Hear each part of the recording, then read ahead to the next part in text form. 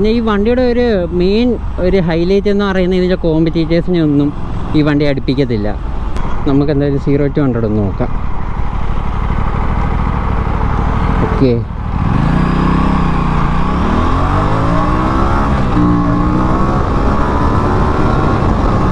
Hi guys, it's me Jaseel. Welcome back to another video. Guys, ഇന്ന് ഞാൻ കൊണ്ടുവന്നിരിക്കുന്നതെന്ന് വെച്ചാൽ ഒരു സ്പെഷ്യൽ വണ്ടി കേട്ടോ, ഒരു ഇറ്റാലിയൻ ബീസ്റ്റ് ഞാൻ കൊണ്ടുവന്നിരിക്കുന്നത്.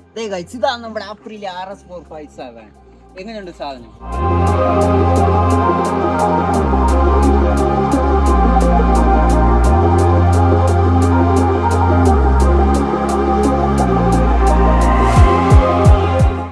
ഗായ്സ്, നമ്മളെപ്പോഴും ചെയ്യുന്ന പോലെ നമുക്ക് ഫ്രണ്ടിൽ നിന്ന് തന്നെ തുടങ്ങാം. ഫ്രണ്ട് ലുക്സ് കണ്ടില്ല, ഒരു രക്ഷയില്ല കേട്ടോ.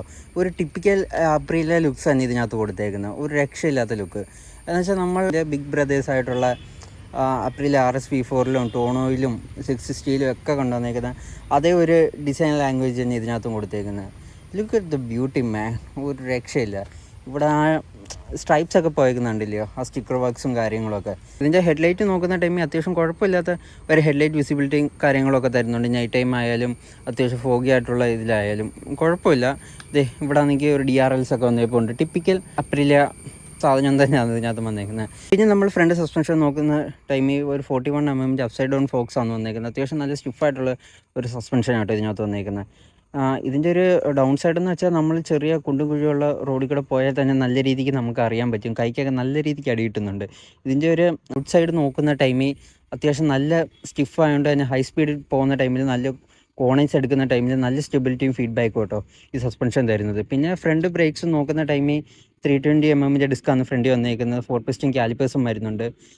ബ്രേക്കിങ്ങിൻ്റെ ഫീൽ എന്നൊക്കെ പറയുന്നത് കുഴപ്പമില്ലെന്നേ പറയാൻ പറ്റത്തുള്ളൂ. വലിയൊരു ബൈറ്റോ കാര്യങ്ങളോ ഒന്നും തന്നെ എനിക്ക് ഇതിനകത്ത് തോന്നുന്നില്ല. ഇതിൻ്റെ ബ്രേക്സ് മാത്രമേ ഉള്ളൂ ഇതിനകത്ത് മോശമായിട്ടുള്ളൂ. ഞാൻ ഓടിക്കുന്ന ടൈമിൽ ഡീറ്റെയിൽ ആയിട്ട് പറഞ്ഞുതരാം. നമ്മൾ സൈഡ് നോക്കുന്ന ടൈമിൽ 457cc എഞ്ചിനാണ് ഇതിനകത്ത് കാണുന്നത്. പാരലൽ ട്വിൻ ലിക്വിഡ് കൂൾഡ് ആയിട്ടുള്ള ഒരു എഞ്ചിനാണ്. അത്യാവശ്യം മാരക പവർ ഉണ്ടാക്കുന്ന ഒരു മാരക എഞ്ചിൻ തന്നെയാണ് ഇതിനകത്ത് ഇരിക്കുന്നത്. അമ്മാതിരി അക്രമം കേട്ടോ ഈ എഞ്ചിൻ ഉണ്ടാക്കുന്നത്. പിന്നെ ഫെയറിങ്സ് നോക്കുന്ന ടൈമിൽ ആ ഒരു സ്മോൾ ലെറ്റർ A കാണുന്നില്ല, അപ്രീലിയയുടെ A. പിന്നെ താഴത്തെ ഒരു RS എന്നൊരു ലോഗോ കൊടുത്തേപ്പുണ്ട്. ഇതിനകത്തൊരു അണ്ടർബിൽ എക്സോസ്റ്റ് വന്നേക്കുന്നത്. പിന്നെ ബാക്കിൽ സസ്പെൻഷൻ നോക്കുന്ന ടൈമിൽ കുഴപ്പമില്ല, ഫ്രണ്ട് അപേക്ഷിച്ച് കുഴപ്പമില്ലാത്ത ഒരു സോഫ്റ്റുള്ള സസ്പെൻഷനാണ് ബാക്കി വന്നേക്കുന്നത്. സീറ്റൊക്കെ നോക്കുന്ന ടൈമിൽ കുഴപ്പമില്ല, അത്യാവശ്യം കുഷ്യൻഡ് ആയിട്ടുള്ള ഒരു സീറ്റാണ്. എന്നാലും നോട്ട് ഇൻ ബെസ്റ്റ്, എന്നാലും നല്ല ഒരു ഇതാണെന്ന് വേണേൽ പറയാം. മോശമില്ലാത്തൊരു സീറ്റാണ്. പില്ലിയൻ സീറ്റ് നോക്കിയാലും വലിയ ഗുണമൊന്നുമില്ല. സ്പോർട്സ് ബൈക്കാണെന്നത് ഞാൻ പ്രത്യേകിച്ച് പറയുന്നില്ല.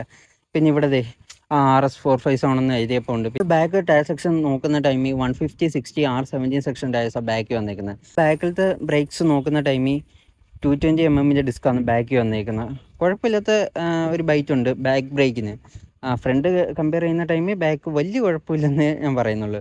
പിന്നെ ആ ടെയിലും അതിൻ്റെ ബ്യൂട്ടി ഉണ്ടല്ലേ, ഒരു രക്ഷയില്ല കേട്ടോ. ആ ലുക്കും കാര്യങ്ങളൊക്കെ, ഇൻഡിക്കേറ്റേഴ്സൊക്കെ ഇവിടെ വന്നേക്കുന്നുണ്ടല്ലേ.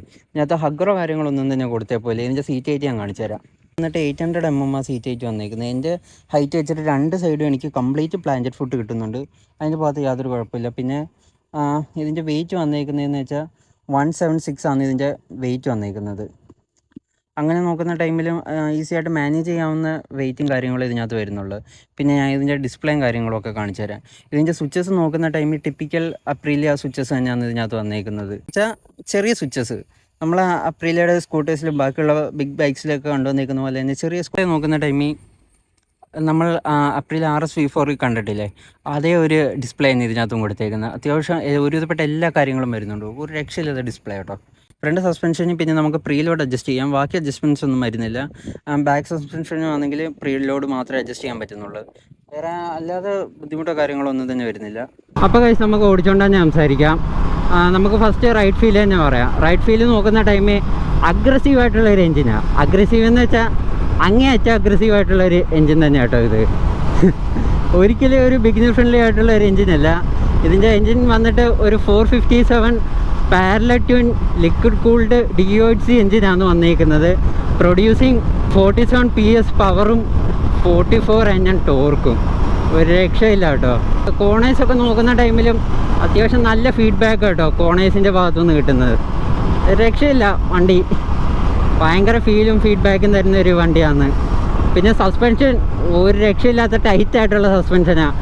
എങ്ങനെയൊക്കെ ടൈറ്റാണെന്ന് ചോദിച്ചു കഴിഞ്ഞാൽ അങ്ങേ അച്ഛൻ ടൈറ്റാണ്. നമ്മുടെ ഫസ്റ്റ് ജനറേഷൻ RC390 ഇല്ലേ, BS3, അതിനെക്കാട്ടി ടൈറ്റ് ആയിട്ടുള്ളൊരു സസ്പെൻഷനാണെന്ന് വേണമെങ്കിൽ പറയാം. അപ്പം നിങ്ങൾക്ക് മനസ്സിലായി കാണുമല്ലോ വണ്ടിയുടെ സസ്പെൻഷൻ ഫീൽ എങ്ങനെയാണെന്ന്. 200 mm അടുത്താണ് ഇതിൻ്റെ ഗ്രൗണ്ട് ക്ലിയറൻസ് വരുന്നത്. കുഴപ്പമില്ല. അണ്ടർബെല്ലി എക്സോസ്റ്റ് ആണെങ്കിൽ പോലും അടിതട്ടുന്ന ഇഷ്യൂസ് ഒന്നും തന്നെ ഇല്ല. റൈഡ് ഫീൽ എങ്ങനെയാണെന്ന് പറയാം. അത്യാവശ്യം നല്ല ഫ്രണ്ടിലോട്ട് നല്ല ലീനുണ്ട് കേട്ടോ. ഒരു രക്ഷയില്ലാത്ത ലീനുള്ള ഒരു ഇന്നത്തെ കാര്യം എന്ന് വെച്ചാൽ ഇത് സ്പോർട്സ് ബൈക്കാണ്. അപ്പം അതേപോലുള്ള ലീനും കാര്യങ്ങളും ഉണ്ട്. എന്ന് വെച്ചാൽ നമ്മൾ ഫസ്റ്റ് ജനറേഷൻ RC390 ഇരിക്കുന്ന അത്ര കമ്മിറ്റഡ് ആയിട്ടുള്ള ഒരു പോസ്റ്റർ അല്ല. എന്ന് വെച്ചാൽ R3 Ninja 300 ഒക്കെ നോക്കുന്ന ടൈമിൽ അതിൻ്റെ അത്ര റിലാക്സ്ഡും അല്ല. അതിൻ്റെ ഇടയ്ക്ക് ഉള്ളൊരു മിഡ് സെറ്റിങ്സ് വെച്ചേക്കുന്ന ഒരു ഇതാണ്. ഇങ്ങനൊരു ടൈറ്റ് ട്രാഫിക്കിലൊക്കെ പോകുന്ന ടൈമിൽ വണ്ടി നല്ലോണം ഹീറ്റ് ആവുന്നുണ്ട് കേട്ടോ. ഒരു 120 വരെയൊക്കെ ഹീറ്റ് പോകുന്നുമുണ്ട്. എനിക്കിപ്പോൾ നല്ല രീതിക്ക് അറിയുന്നുണ്ട് കേട്ടോ ആ ഹീറ്റിങ്. മെയിനായിട്ട് ഹീറ്റ് അടിക്കുന്നതെന്ന് വെച്ചാൽ എൻ്റെ ഒരു തുടയിലോട്ട് ആ ഒരു ഹീറ്റ് വരുന്നത്.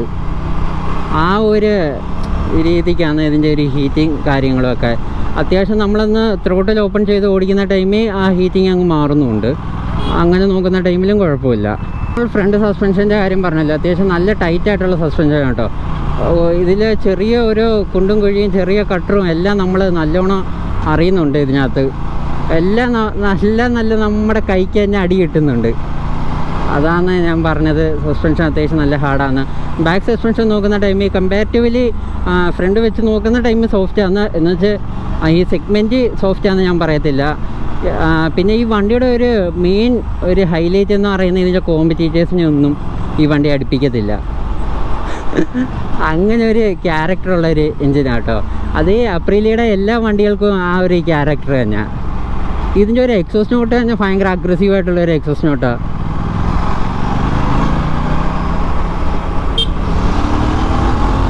റോഡ്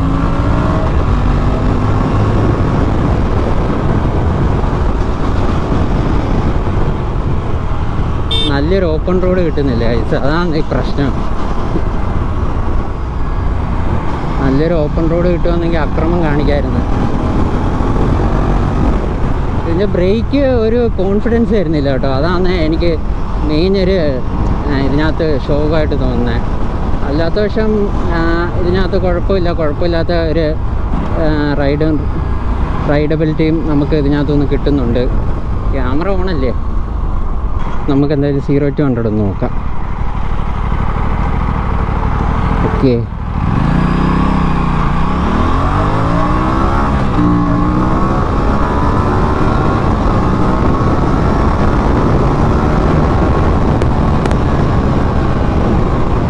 ഇതാണ് കാഴ്ച ഇതിൻ്റെ 0 to 100. പുട്ട കേട്ടോ വണ്ടി എന്ന് വെച്ചാൽ പുട്ട് പോലെ വണ്ടി കയറി പോകുന്നത്. ഇതിൻ്റെ കോമ്പറ്റീറ്റേഴ്സായ R3 Ninja 300 എന്തിന് RC390 വരെ പുട്ട് പോലെ അടിച്ചിടാൻ പറ്റുന്ന പവറായിട്ടോ കാഴ്ച. ഇത് ഞാൻ കിതയ്ക്കുന്നതല്ല, അഡ്രിനാലിൻ പമ്പ് ചെയ്തുകൊണ്ടിരിക്കുക. പിന്നെ ഇതിൻ്റെ വൈബ്രേഷനൊക്കെ നോക്കുന്ന ടൈമിൽ ആ ടോപ്പ് എൻഡ് എത്തുന്ന ടൈമിൽ ചെറിയ വൈബ്രേഷനൊക്കെ ഉണ്ട്. മെയിനായിട്ട് അറിയുന്ന ഫുഡ് പേക്കിലാണ്. ഈ ഒരു സ്പീഡിൽ പോകുന്ന ടൈമിൽ എനിക്ക് ആ വൈബ്രേഷൻ ചെറുതായിട്ട് അറിയുന്നുണ്ട്. പക്ഷേ ആ ടൈമിൽ നമ്മുടെ അഡ്രിനാലിൻ ഇങ്ങനെ പമ്പ് ചെയ്തുകൊണ്ടിരിക്കുക. ആ ടൈമിൽ നമ്മൾ ഇതൊന്നും നമ്മൾ ശ്രദ്ധിക്കാൻ പോകുന്നില്ല കേട്ടോ.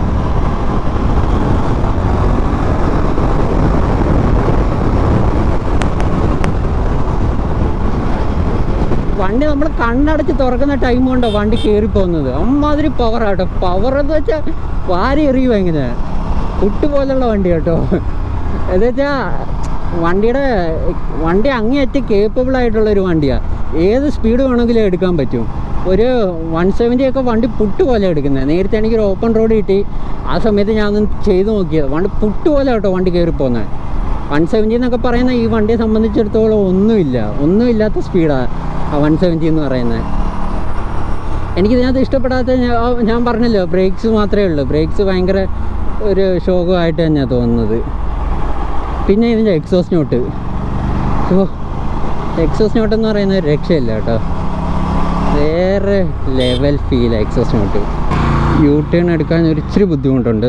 നോക്കിക്കോ, മോസ്റ്റ് ഓഫ് ദ ടൈം വേണ്ടേ ഈ നമ്മുടെ ഈ ഒരു ഭാഗമില്ലേ ഇവിടെ ഒന്ന് ഇടിക്കുന്നുണ്ട്. നിങ്ങളിപ്പം കണ്ടു കാണുമെന്ന് ഞാൻ വിചാരിക്കുന്നത്.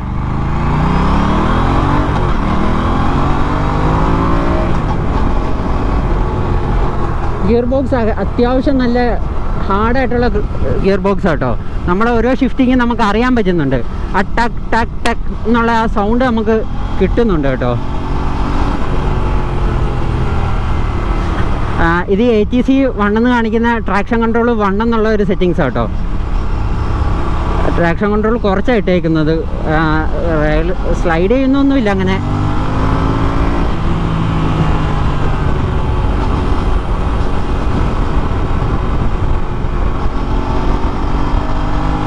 വണ്ടിയെ സംബന്ധിച്ചിടത്തോളം പവറൊക്കെ പുട്ട കേട്ടോ.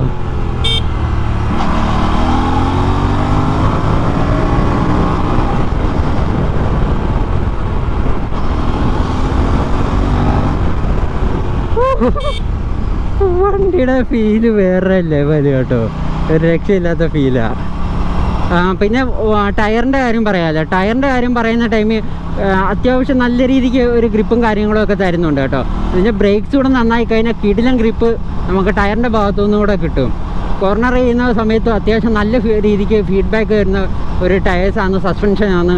അതിൻ്റെ ഭാഗത്തുനിന്ന് യാതൊരു കുഴപ്പമില്ല. അത്യാവശ്യം നല്ല ഒരു എനർജറ്റിക് ആയിട്ടുള്ള ഒരു എഞ്ചിനാണ് കേട്ടോ. എനർജറ്റിക് എന്ന് പറഞ്ഞാൽ പോരാ, അങ്ങേയറ്റം എനർജറ്റിക് ആയിട്ടുള്ള ഒരു സാധനമാണ്. ഇതിൻ്റെ കോമ്പറ്റീറ്റേഴ്സിനെ ഒന്നും അടുത്ത് പോലെ അടുപ്പിക്കാതെ അമ്മാതിരി രീതിക്ക് പവർ ഔട്ട്പുട്ട് ചെയ്യുന്ന ഒരു മാരക സാധനം കേട്ടോ. പിന്നെ എനിക്ക് ഇഷ്ടപ്പെടാൻ ഇതിൻ്റെ ഹോണാണ്. എനിക്ക് തോന്നുന്നു അത്യാവശ്യം ഒരു നല്ലൊരു സ്കൂട്ടറിന് ഇതിനെക്കാട്ടി നല്ല ഹോണുണ്ടെന്നാണ് എനിക്ക് തോന്നുന്നത്. ഹീറ്റ് അടിച്ച് തുടങ്ങിയിട്ടുണ്ട്. ഹീറ്റിങ് തുടങ്ങി മക്കളെ, ഹീറ്റിങ് തുടങ്ങി. ആ റബ് മാച്ച് ചെയ്യുമ്പോഴുള്ള സൗണ്ടൊക്കെ കേട്ടില്ലയോ? ഒരു ടിപ്പിക്കൽ അപ്രിലിയ എൻജിൻ തന്നെ കേട്ടോ ഇതിനകത്തുള്ളത്. ഈ സ്പീഡ്സിലൊന്നും ഈ ബ്രേക്ക് കുഴപ്പമില്ല കേട്ടോ. അത്യാവശ്യം ഞാൻ 170 ചെയ്ത ടൈമിൽ ആ ബ്രേക്ക് എനിക്ക് ഒരു രീതിക്കുള്ള കോൺഫിഡൻസും തരുന്നില്ല കേട്ടോ. ഒരു 140 വരെയൊക്കെ ഈ ബ്രേക്ക് ഓക്കെയാണ്. അത് കഴിഞ്ഞ് കഴിഞ്ഞാൽ ഈ വണ്ടിയെ പിടിച്ചു നിർത്താനുള്ള ഒരു തരത്തിലുള്ള ബ്രേക്കിങ്ങും ഈ വണ്ടിക്കതില്ല കേട്ടോ. ഇനി ഞാൻ പറയാൻ പോകുന്ന വേറെ കുറച്ച് കാര്യങ്ങളാണ് ഇതിൻ്റെ കോമ്പറ്റീറ്റേഴ്സിനെ വെച്ചിട്ടുള്ള. ഇതിൻ്റെ മെയിൻ കോമ്പറ്റീറ്റേഴ്സ് എന്ന് പറയുന്നത് യമഹ R3, നിഞ്ച 300 അതൊക്കെയാണ്. അതൊക്കെ വെച്ച് നോക്കുന്ന ടൈമിൽ ഈ വണ്ടി എടുക്കണോ അതെടുക്കണോ എന്ന് ഞാൻ ചോദിച്ചു കഴിഞ്ഞാൽ ഇതിനെക്കാട്ടി ഒരു 40,000 to 30,000 കുറവാണ് നിഞ്ച 300ന്. ഞാൻ പറയുന്ന ഒരു കാരണവശാലും അത് എടുക്കണ്ടെന്നാണ്. പിന്നെയുള്ള ഒരു ഓപ്ഷൻ എന്ന് വെച്ചാൽ RC390 ഇതിനൊരു ഇതേ അല്ല, ഞാൻ പറഞ്ഞതേ ഉള്ളൂ. പിന്നുള്ളതെന്ന് വെച്ചാൽ യമഹയുടെ R3 ഇതിനെക്കാട്ടി 50,000 കൂടുതലാണ്. ആ ഒരു ടൈമിൽ ഈ വണ്ടി എടുക്കണമെന്ന് ചോദിച്ചു കഴിഞ്ഞാൽ ഞാൻ പറയുന്നത്, നിങ്ങളൊരു അത്യാവശ്യം നല്ല റോ പവർ ഇഷ്ടപ്പെടുന്ന ആളാണ്, അത്യാവശ്യം നല്ലൊരു അഗ്രസീവായിട്ടുള്ള സ്പോർട്സ് ബൈക്ക് വേണം, അങ്ങനെയൊക്കെ നോക്കുന്ന ഒരാളാണെങ്കിൽ ഞാൻ പറയുന്നത് definitely go for this one. നമ്മുടെ അപ്രിലിയയുടെ RS457 ആണ്. നമ്മുടെ നിഞ്ച 300 ആയാലും R3 ആയാലും പൊട്ടുപോലെ അടിക്കാൻ പറ്റുന്ന സ്പീഡാണ് ഇതിനകത്തുള്ളത്. അങ്ങനെയൊക്കെ നോക്കുന്ന ടൈം ഇത് ഭയങ്കര വാല്യൂ ഫോർ മണി ആയിട്ടുള്ള ഒരിതാണ്. പിന്നെ സർവീസസൊക്കെ അത്യാവശ്യം എക്സ്പെൻസീവ് ആണ്. അപ്രിലിയ സ്റ്റാൻഡേർഡിൽ തന്നെ നോക്കണം. പിന്നെ എനിക്ക് ഇതിനകത്ത് ഇഷ്ടപ്പെടാത്ത കുറച്ച് കാര്യങ്ങളുണ്ട്. ഇതിൻ്റെ സ്ക്രൂസും അങ്ങനെയുള്ള കുറച്ച് കാര്യങ്ങളൊക്കെ കാണുന്നുണ്ട്. ഫെയറിങ് ചെറിയ ഗ്യാപ്സൊക്കെ എനിക്ക് ഫീൽ ചെയ്യുന്നുണ്ട്. ഒരിക്കലും ഒരു ഇറ്റാലിയൻ ബൈക്കിൽ നിന്ന് ഞാനത് എക്സ്പെക്റ്റ് ചെയ്യുന്നില്ല. എന്നുവെച്ചാൽ നിങ്ങൾക്കറിയാമല്ലോ, ഇറ്റാലിയൻസ് എന്ന് പറയുന്നത് തന്നെ അവരുടെ ഡിസൈൻ ലാംഗ്വേജ് എന്ന് തന്നെ പറയുന്നത് വേറെ ഒന്നാണ്, ബാക്കിയുള്ള ജാപ്പനീസ് പോലെയല്ല. അതൊക്കെ വെച്ച് നോക്കുന്ന ടൈമിൽ ഒരിക്കലും എക്സ്പെക്റ്റ് ചെയ്യാത്ത കാര്യങ്ങളാണ്. ചെറിയ ചെറിയ ക്വാളിറ്റി ഇഷ്യൂസ്, എസ്പെഷ്യലി ഞാൻ പറഞ്ഞതേ ഈ കണ്ടില്ലേ ഇതിൻ്റെ അകത്ത് കാണുന്ന സ്ക്രൂ ഒക്കെ കാണാൻ പറ്റുന്ന അങ്ങനെയൊക്കെ ഉള്ള കുറച്ച് കാര്യങ്ങൾ. പിന്നെ പല പല ഷെയ്ഡിലുള്ള സ്ക്രൂസൊക്കെ യൂസ് ചെയ്തേക്കുന്നത്. അങ്ങനെയൊക്കെ നോക്കുന്ന ടൈമിൽ അതാണ് ഞാൻ പറഞ്ഞത്, ഒരു രക്ഷയില്ല കേട്ടോ. അത്യാവശ്യം നല്ല ഭയങ്കര ക്രൗഡ് പുള്ളറായി വണ്ടി. എന്നുവെച്ചാൽ എല്ലാവരും നോക്കുന്നുണ്ട്, എല്ലാവരും നമ്മളെ തന്നെ ശ്രദ്ധിക്കുന്നത്. എന്നുവെച്ചാൽ നമ്മളെ അല്ല, നമ്മുടെ വണ്ടിയെ. കോർണർ ചെയ്യാനാണെങ്കിലും കിടിലോ കേട്ടോ. വലിയ വെയിറ്റോ കാര്യങ്ങളോ ഒന്നും തന്നെ ഇല്ല, നമുക്ക് കിടിലോട്ട് ഹാൻഡിൽ ചെയ്യാൻ പറ്റുന്നുണ്ട്.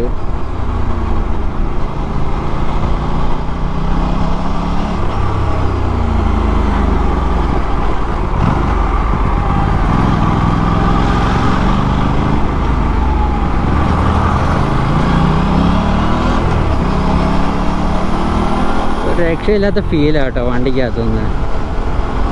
പിന്നെ നിങ്ങൾക്ക് എല്ലാവർക്കും അറിയാവുന്ന പോലെ തന്നെ ഒരു സ്പോർട്സ് ബൈക്ക് ഓടിക്കുന്നതിൻ്റെ പ്രശ്നങ്ങളും അങ്ങനെയുള്ള ചില കാര്യങ്ങളൊക്കെ ഇതിനകത്തും ഉണ്ട്. നമ്മുടെ റിസ്റ്റ് പെയിനുണ്ട്, അങ്ങനെയൊക്കെയുള്ള കുറേ കാര്യങ്ങളൊക്കെ ഉണ്ട്.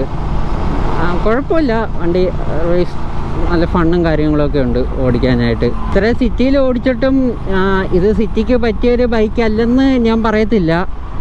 ഇതൊരു സിറ്റിക്ക് പറ്റിയൊരു ബൈക്കും കൂടെ ആണ്. നേരത്തെ ഞാൻ കുറച്ച് അഗ്രഷനും കാര്യങ്ങളൊക്കെ കാണിച്ചു തന്നില്ലേ, അതേപോലെ തന്നെ മാന്യം മര്യാദയ്ക്ക് ഓടിക്കാൻ പറ്റും ഈ വണ്ടി.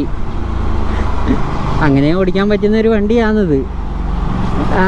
എനിക്ക് തോന്നുന്നത് നമ്മുടെ ഹോണ്ടയുടെ ട്രാൻസ്ലാപ്പില്ലേ, അതിനകത്ത് എനിക്ക് ഇഷ്ടപ്പെട്ട ഒരു വണ്ടിയാണ്. എന്നുവെച്ചാൽ അതിനകത്ത് ഇങ്ങനൊരു ഫീച്ചറുണ്ട്, നമുക്കിപ്പോൾ അത്യാവശ്യം സ്ലോ സ്പീഡിലും ടോപ്പ് ഗിയറിലൊക്കെ പോകാനൊക്കെ പറ്റും.